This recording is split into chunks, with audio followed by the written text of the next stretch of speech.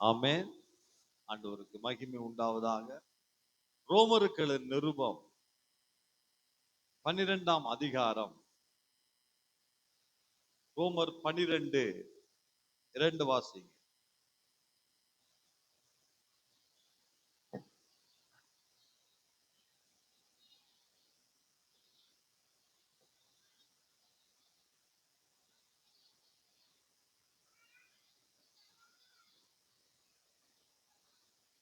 ஆமென்.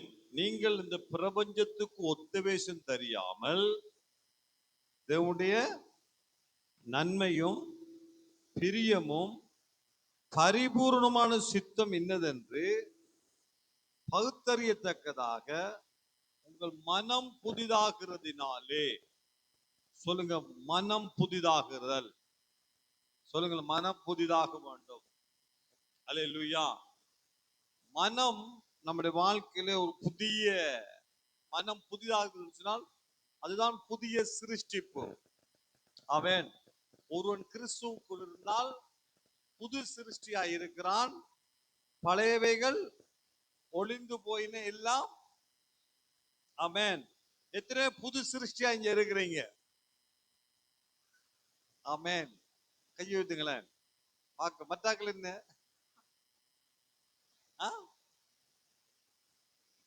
புது சிருஷ்டி.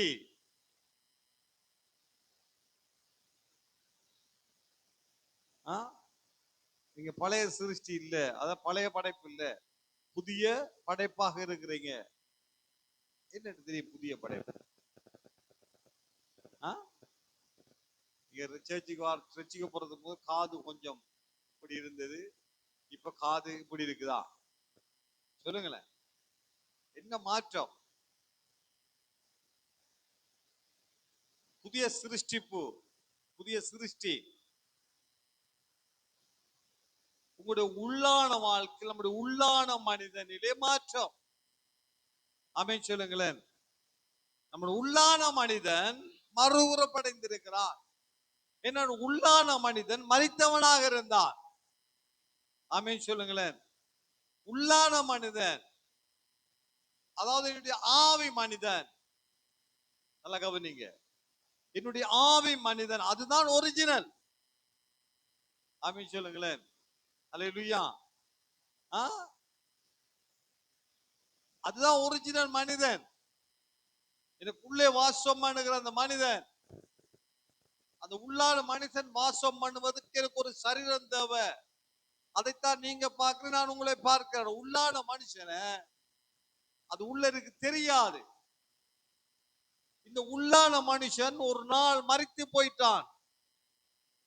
ஆதாம் அவன் மரித்து போனான். அதாவது ஆதாமுக்குள்ளே அந்த ஜீவன், ஆதாமை ஆண்டவர் மண்ணிலே உருவாக்கி என்ன செய்தார்? உண்டாக்கினார். என்ன செய்தார்? ஜீவ சுவாசத்தை ஊதினான். அவன் ஜீவ ஆத்துமாவானான். அப்ப அவனுக்குள்ள இந்த ஜீவன் வந்தது. ஜீவன் வந்தது. இப்ப ஆண்டவர் சொல்லுகிறார், குறிப்பிட்ட பழத்தை சாப்பிடும் நாளிலே சாகவே அவனும் சாப்பிட்டான். செத்தானா?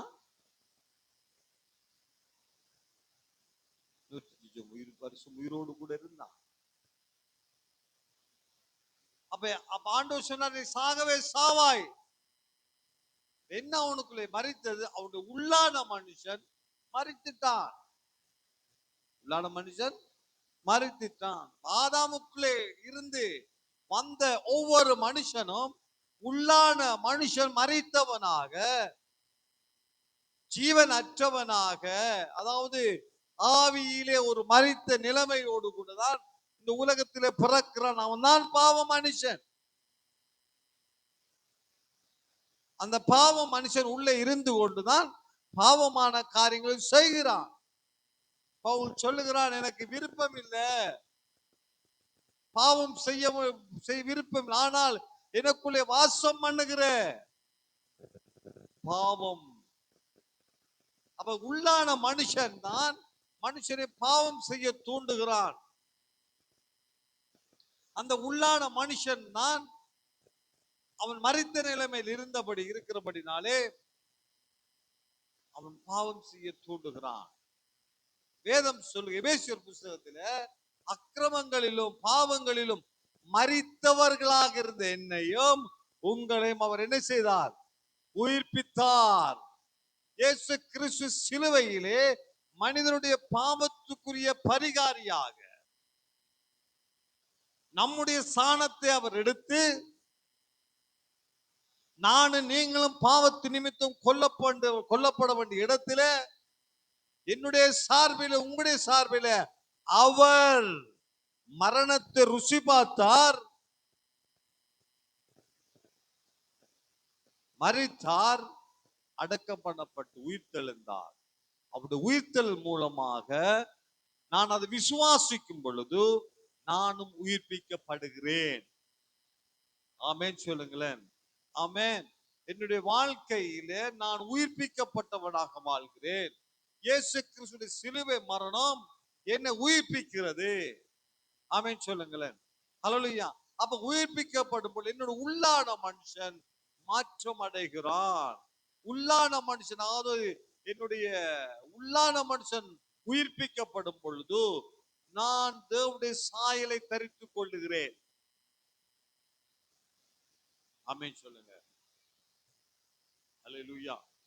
அப்ப என்னுடைய நான் ரட்சிக்கப்பட்ட என்னுடைய வாழ்க்கையில் எனக்கு ஒரு சரீரம் இருக்கிறது, எனக்கு ஒரு ஆவி இருக்கிறது, எனக்கு ஒரு ஆத்துமா இருக்குது. நான் குறித்து உங்களுக்கு சொல்லி தந்திருக்கிறேன். ஆவி, ஆத்துமா, சரீரம். ஆமென். இந்த இந்த ஆவி தேவனுடைய ஆவியோடு கனெக்ட் ஆகிறது. இந்த ஆத்துமான்னு சொல்லும்போது அங்கே மனம், சித்தம், உணர்ச்சிகள், இதுதான் ஆத்துமா. இந்த மனம் சரியாக இல்லாவிட்டால், நான் உங்களுக்கு உதாரணம் சொல்லியிருக்கேன் பாருங்களேன். டேங்க்ல ஃபுல்லா தண்ணி இருக்கு, டேங்க்ல ஃபுல்லா தண்ணி இருக்குது, ஃபுல்லா அதுல மாற்றம் இல்லை. நாங்க வச்சிருக்கிற தண்ணி பிடிக்க வச்சிருக்கிற பக்கெட்டும் சூப்பரா இருக்குது, துப்புரவா இருக்குது, ரெடியா இருக்குது. டெப்ப திறந்தா தண்ணி வருது இல்ல. ஏன்? நாம் ஆராய்ச்சி பார்க்கும் பொழுது டப்புல இங்க என்ன இருக்குது? அடைப்பு இருக்குது. அப்ப அந்த அடைப்பை நீக்கிட்டோம் என்றால் என்ன செய்யும்? அப்ப இந்த மனம் மிக முக்கியமானது. தேவனுடைய நன்மைகள், அவர் நல்லவர், எப்பொழுதும் நன்மை செய்கிறவர். ஹலோ, யாரும் தூங்க கூடாது. கவனிங்க. யாரும் பக்கத்துல தூங்குனா ஒருக்கா என்ன செய்யுங்க, அப்படி இல்லாட்டி கொஞ்சம் சாதுவா ஒரு நுள்ளி இருக்க பக்கத்தில் இருக்கிறவர் அடிக்காதவரா இருந்தா பரவாயில்ல. அடிப்பாருன்னா பேசாது. இங்க இருந்து அங்க வந்து பஞ்சாயத்து போட வேண்டியது. கவனிங்க. இந்த மனம் சரியாக இருக்கும் என்று சொன்னால், டேங்க் வந்து தேவன், கிழவனை பிடிக்கிற பாத்திரம் நம்முடைய சரீரம், நம்முடைய ஜீவன், நம்முடைய வாழ்க்கை, மனம் தான் பாய். ஆமென்.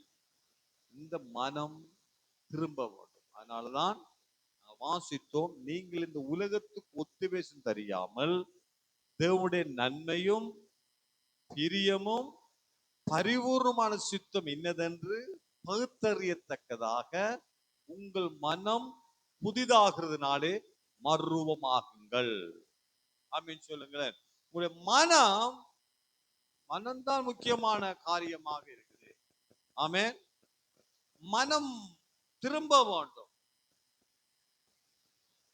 மனம் உலகத்தோடு கூட அப்படியே இருக்கக்கூடாது பாரு.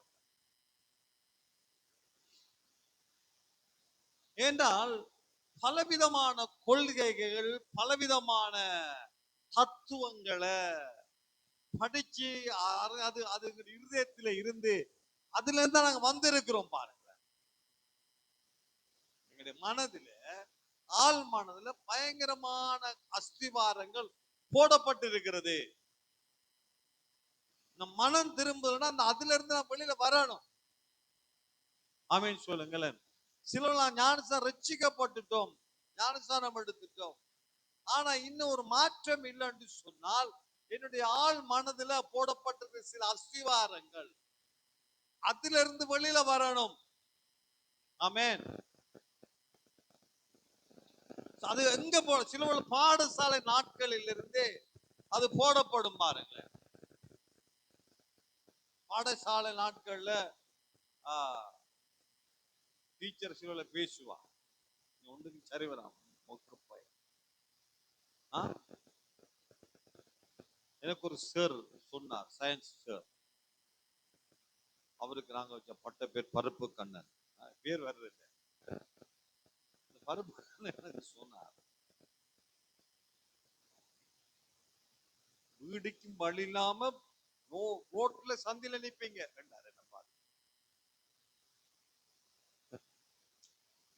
கடைசியா நானும் செத்து போன மச்சான ஒரு பார்ல குடிச்சு கொண்டு இந்த அடுத்த மேசையில் அவர் இருக்கிறார்.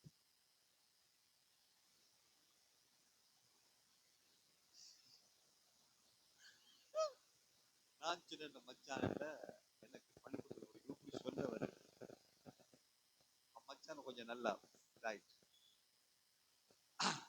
அவர் சொன்னார், வீடுக்கு வழியெல்லாம் நிக்க சொன்னீங்களா? திரும்பி பார்த்துட்டார் சார்.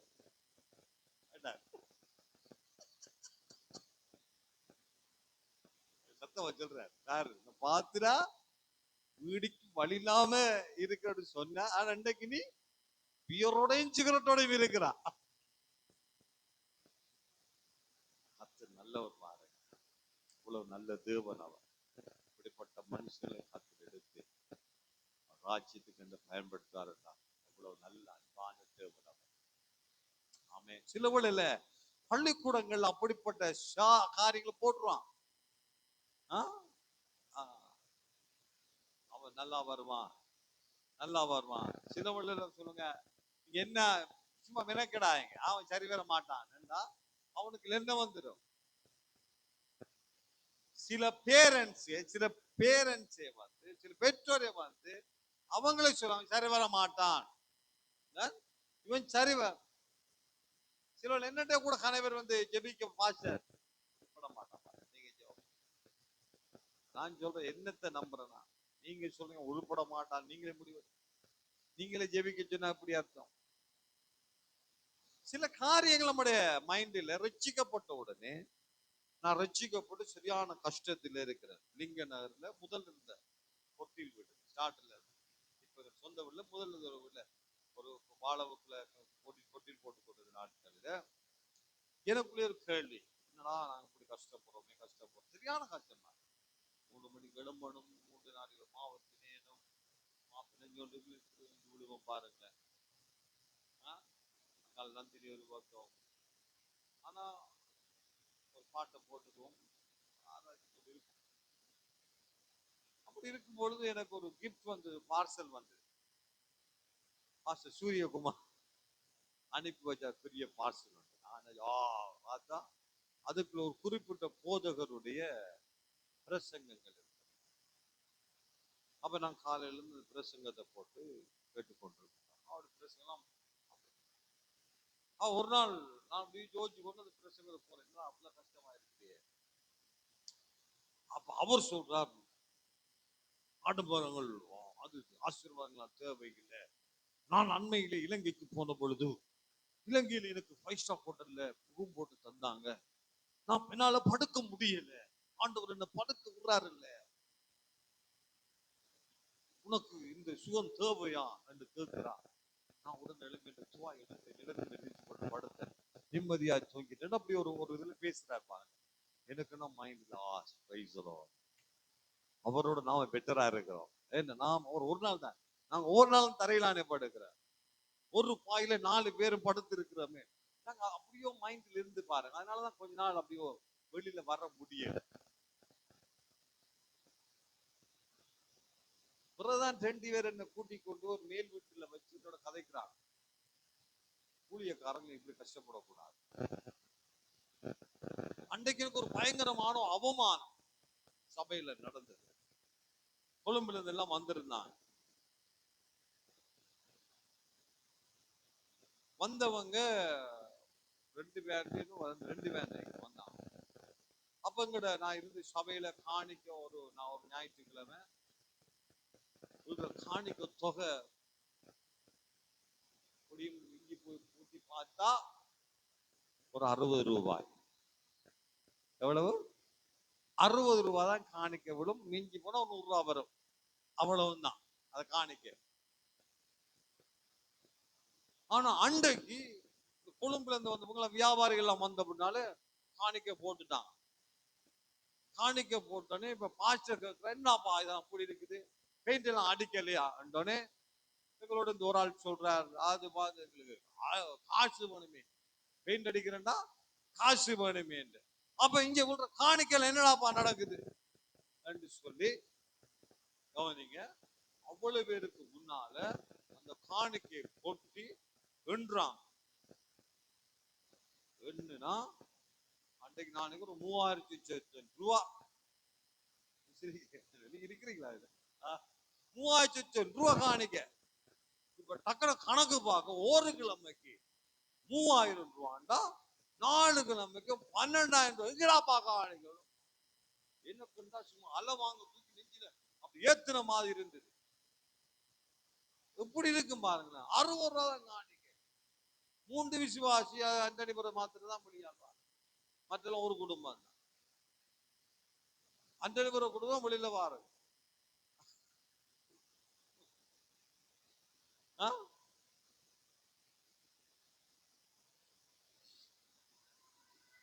அன்று ராத்திரி சரியான துக்கம். அப்ப நான் கூட்டிக் கொண்டு போய் அதெல்லாம் பெருசா நான் எந்த வாட இந்த வேலை செய்து அந்த ராத்திரி தான் 2 ஊழியர்கள் எல்லாருமே மேல கொண்டு காய்ச்சி கொண்டு இருக்கிறோம். அப்ப சொல்றாங்க, நீங்க ஏன் இப்படி கஷ்டப்படணும்? ஊழியக்காரன் அப்படி இருக்கக்கூடாது. ஊழியக்காரன் நல்லா இருக்கணும். ஊழியக்காரன் ஆசீர்வாதமா இருக்கணும். மைண்ட மாத்துங்க, எண்ணங்கள் மாறணும். அவன் நிறைய காரியங்கள் 1-2 மட்டும் பேசணும். என்ன கேட்டா ஏன் அவனோட சேர்ந்த மட்டும் யோசிங்க. நமக்கு நிலத்துல பட்டு திரும்புற ஆசீர்வாதம் அப்படிலாம். ஆனால் பிற்பாடு நான் வார்த்தைகளை தியானிக்க அதற்கு பிற்பாடு நான் இந்தியா சென்ற பொழுது என்னுடைய தகப்பனாரோடு கூட 3 மணித்தியாலம் பேசினேன். பெரியதோ மனுஷன் சாம்பி செல்லுதை அவரை கடைசி மட்டும் பார்க்க முடியல. கடைசி நாளில தான் ஒரு டைம் கிடைச்சது. அவர் சாப்பாடு போற டைம்ல நான் உள்ள போனேன். என்னோட 3 மணித்தியாலம் என்று பேசினேன். குழந்தை பிள்ளையாட்டம் இருந்து எல்லா கேள்வியும் கேட்ட பொழுது அவர் எல்லாத்துக்கும் பொறுமையாக இருந்து வார்த்தை எடுத்ததற்கு பைபிள் எடுத்து வச்சு எனக்காக ஒரு மனுஷன் கிட்டத்தட்ட 25,000 விசுவாசி உள்ள ஒரு சபையத்தின் ஒரு போதகர் அற்பமான ஒரு மனுஷனோட 3 மணித்தியாலம் எனக்கு பிரசங்கம் பண்றாருன்னா பாருங்க. அதுக்கு பாடுதான் பெரிய கேட்டு பிரசங்கம் பண்ணி பேச ஆரம்பித்த பொழுது ஆண்டவருடைய வாழ்க்கையை தலைகளை மாற்றினார். நான் பிரசங்கம் கேட்டதுனால அல்ல, இந்த பிரசங்கத்தை கேட்டு என்னுடைய சிந்தனைகளை எண்ணங்களை மாற்றிக்கொண்டேன். ஆமென் சொல்லுங்களேன். அல்லேலூயா. நம்முடைய எண்ணங்கள் மாறும் பொழுது நம்முடைய வாழ்க்கையின் தரம் மாறும். அல்லேலூயா. ஆமென். எண்ணங்கள் மாற வேண்டும். அதனாலதான் பைபிள் சொல்லுகிறது, நீதிமொழிகள் புத்தகம் 23ஆம் அதிகாரம் 7ஆம் வசனத்தை வாசிங்க. நீதிமொழிகள் 23:7.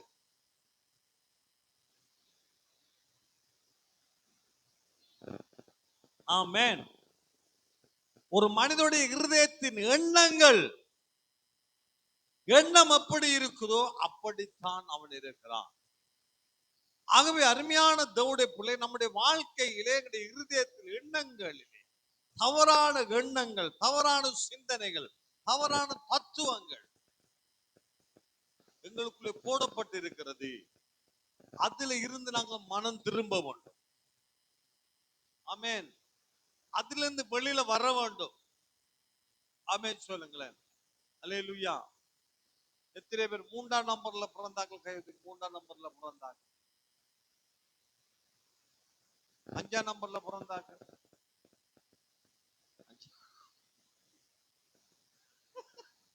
தெளிவாக இருக்கிறீங்க. ஆமென். உங்களுக்கு பாஸ்டா இருக்கிறது கூட நான் சந்தோஷப்படுறேன்.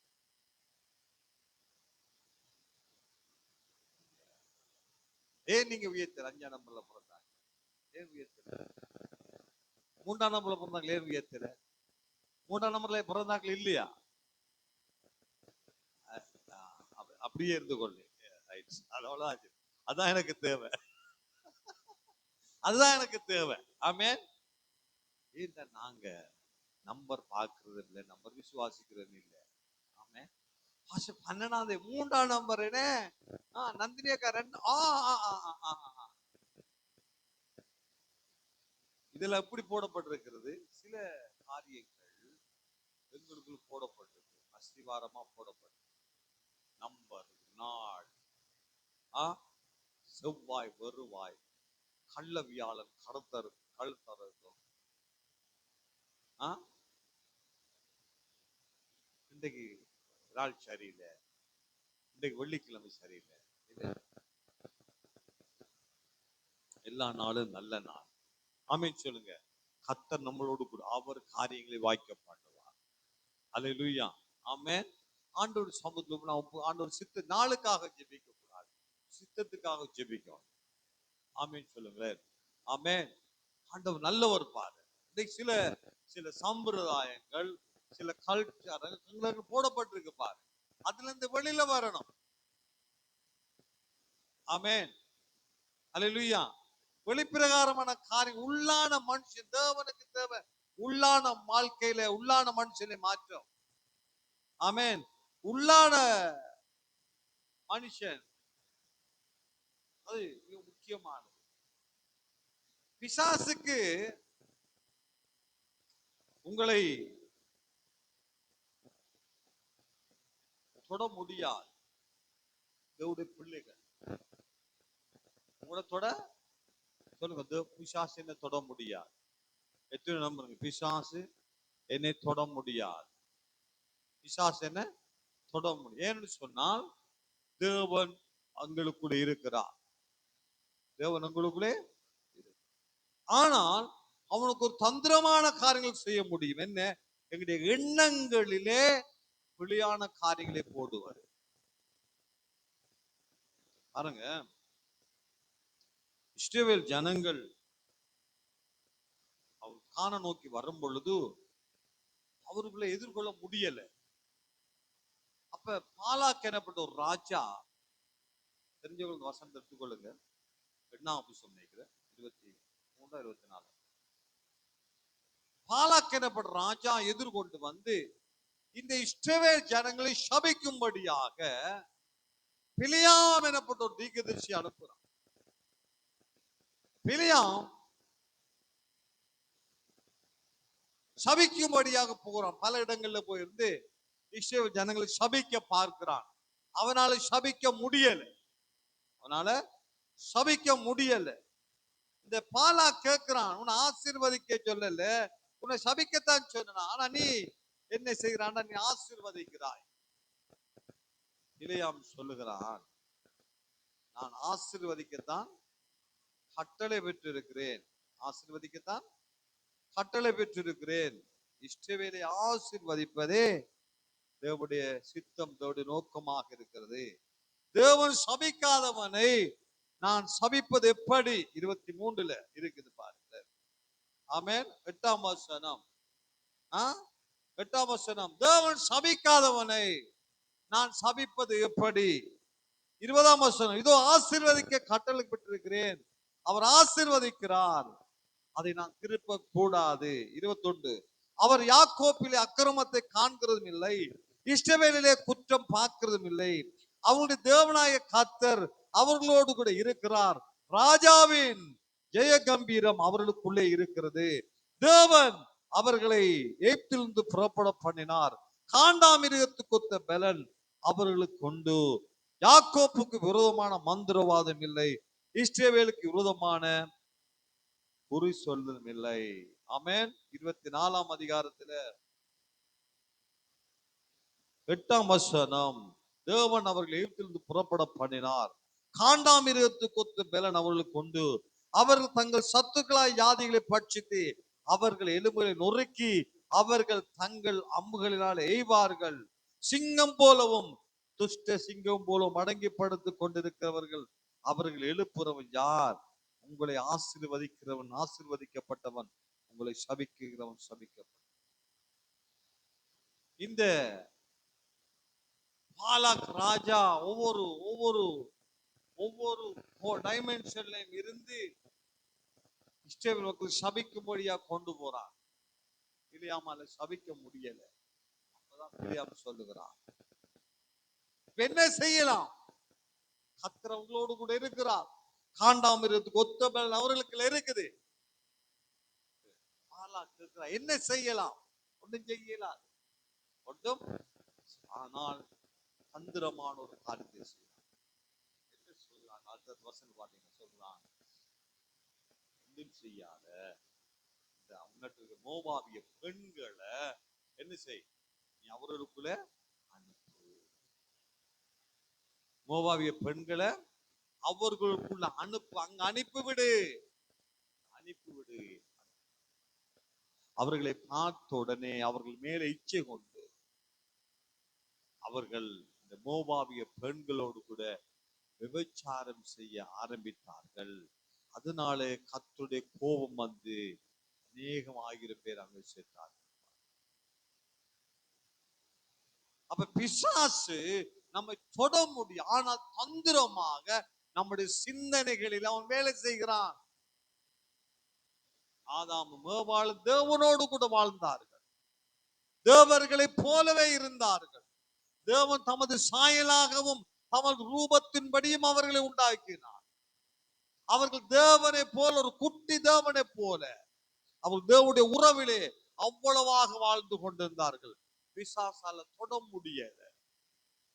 ஆனால் அவர்களுடைய எண்ணங்களை போட்டான் பாருங்க. அவங்களுடைய எண்ணங்களிலே, சிந்தனைகளிலே தாக்கத்தை கொண்டு வந்தான். என்ன, இந்த சாப்பாடத்தை சாப்பிடக்கூடாதுன்னு சொன்னது உண்டோ என்று கேட்டார். அதுக்கு ஏவாள் பதில் சொல்லுகிறார்.